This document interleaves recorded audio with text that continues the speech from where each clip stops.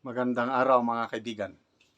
Pag-usapan natin ngayon ang pinaka-latest na post ni General Romeo V. Pocis sa kanyang social media account. Medyo mabigat itong kanyang pahayag ngayon tungkol sa korupsyon at ang last option. Ano ang solusyon pag hindi matigil ang korupsyon sa ating bansa?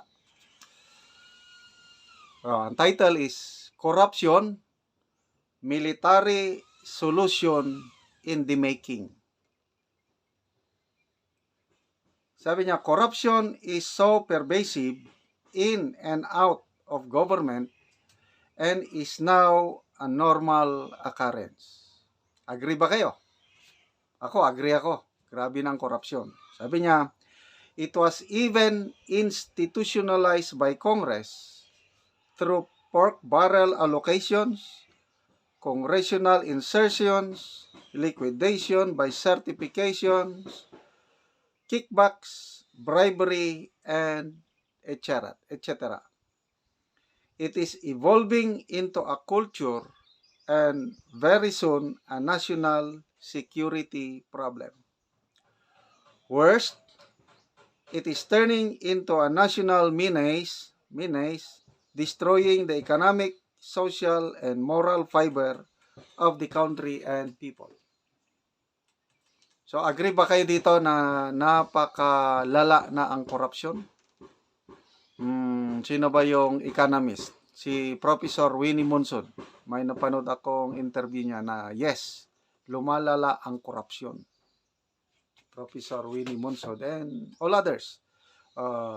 Bakit biglang nagkandidato si ex-COA Commissioner Heidi Mendoza? Because of corruption. Sa Attorney Vic Rodriguez, bakit biglang nagkandidato na senador? Because of corruption. Undeniable ang corruption talaga. Ito na yung nagpapahirap sa buhay ng mamamayang Pilipino. Okay, tuloy. On a daily basis, the people who give money to the government in the form of taxes are abused instead of served. The government leaders who partake of the money for themselves and their families wallow in luxury while the people suffer and are left in the fringes in abject poverty. The dire situation is turning the suffering people hopeless and may soon crave for extreme measures. Ang ating mga politiko, grabe yung pag-display ng kanilang mga wealth. Sa congressional hearings, makikita nyo yung suot nilang relo, mga alahas, mga damit, mga bag, mga sapatos na mamahalin. Yung isa dyan, may relo, 4.5 million pesos ata ang kantidad. Habang ang mamamayang Pilipino, hirap na sa palaging pagtaas ng presyo ng bilihin. Tumaas na naman ang inflation for the month of October. Bigas. Nasaan na yung pangako na 20 pesos per kilong bigas? Hanggang ngayon, mahal pa rin. Okay. Ito na. Dahil sa kahirapan ng tao, sabi ni General Pocis, ang tao maghanap ng extreme measures. Paano isolve ang corruption? Ito na. Solusyon. Ito, unsolicited advice.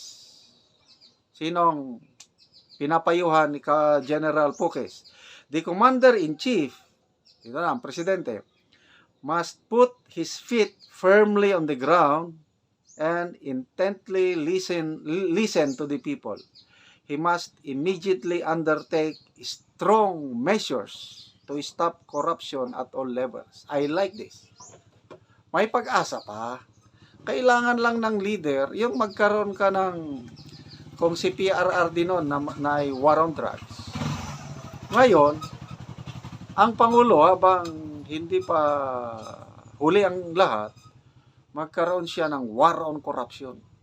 He should set the example para maagapan ito. Kasi kung wala lang, Tinatanong siya na nasaan ang mga flood control projects?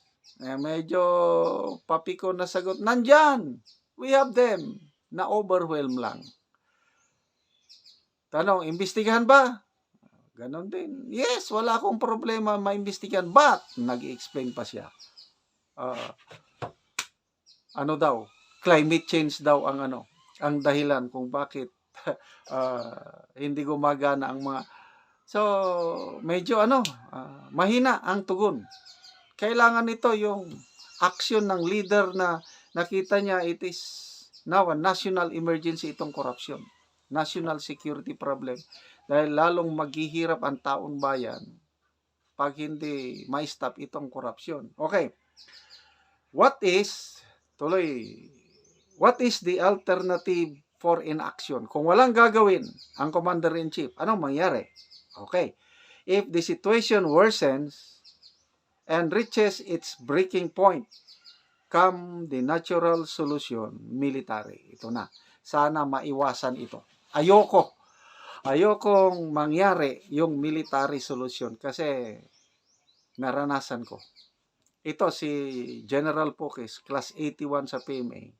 Naranasan din niya yung mga series of 9 kuditas, bloody kuditas noong panahon ng Cory administration, and it's not good. Pabulusok po. Lahat tayo talunan pagdating nito yung military solution. Sana huwag. Okay? This solution may be harsh. Okay. Yun sinasabi ko, harsh. This solution may be harsh, deplorable, unconstitutional. Hindi nga. So, it's good. Inaamin ni General Pokes na harsh. Extreme. Hindi sana darating. The solution may be harsh, deplorable, and unconstitutional, but will be necessary and acceptable to protect the people. So, bahala na ang taong bayan. Kung talagang kasi extreme cases needs extreme measures. Yung example, cancer. Dapat example, cancer sa paa, di ba kailangan putulin ang those are extreme measures. Pag may cancer, dapat tanggalin yung cancerous na parte ng katawan para hindi niya apektuhan ang buong katawan. Ganito rin yung sinasabi ni General Pokes na dahil sa very extreme na ang problema, kailangan mo rin ng harsh extreme solution. Okay. How? Ito, kay General Pokes ito, idea lang niya ito. How? Yung extreme measures. The AFP will declare withdrawal of support to the Commander-in-Chief. Nangyari na po yan. Sana hindi mangyari ulit. Panahon ng ERAP administration. Nagkasundo ang AFP, PNP, mga generals, nag-withdraw sila ng support sa sitting president, a very popular president, President ERAP. Walang nagawang presidente dahil nag-declare naman ang support, withdraw of support naman ng AFP, PNP general. Sana hindi mangyari ito. Or, ito, mayroong nabanggit ni General Pokes. Or, sabi niya, an officer like Captain Ibrahim Traore of Burkina Faso will rise to the occasion to rescue the people. In case hindi gagalaw ang AFP to withdraw its support, ito daw, Captain Ibrahim Traore. Traore. Ni-research ko, nung September of 2022, dahil sa matinding korupsyon sa Burkina Faso, ito na, gumalaw ang military doon, led by this captain, at sinuportahan siya ng mga tao. Yung grupo ni Captain Traore, nandun ang people support, walang nagawa ang sitting president na patalsik. So ngayon, military junta o parang it's a ruling junta composed of military and civilians ang nagro-rule sa Burkina Faso, interim government. Yun po ang nangyari. So, I hope hindi ito mangyari. Sana may solusyon pa kung ang presidente lang gagalaw na will take the reign, exercise na yung kanyang pagiging pangulo at talagang dugmukin o labanan corruption at all levels ng government. Sana gagawin yan ng Pangulo.